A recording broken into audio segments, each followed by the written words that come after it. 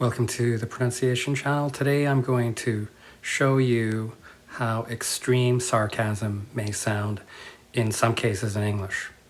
As you may know, sarcasm is the use of positive language when actually negative meaning is intended. For example, if I were to say, "good job," but I were to mean that there was a bad job, that would be sarcasm. For example, if imagine that you were a student in a class and you were to have failed an exam and your classmate was being very sarcastic and you showed your classmate your exam in which you got an F.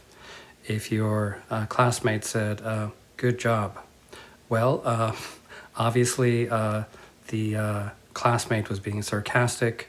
Although the words were positive, "good job," they had a negative critical intention. Usually there's no special pronunciation pattern associated with sarcasm. However, in some cases, sarcasm can sound different from the normal intonation pattern. It can be pronounced more loudly and the intonation can go up and down.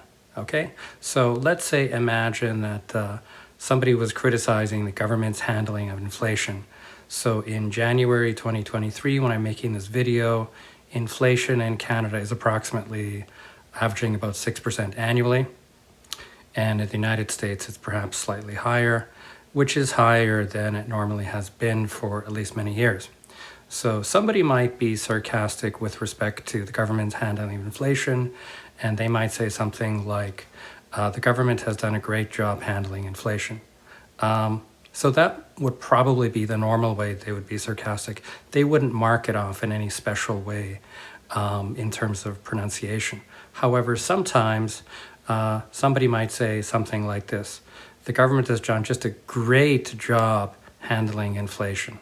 The government has done just a great job handling inflation. So you see, the way that I pronounce "great job" is louder than normal, and also the intonation first goes up, "great job."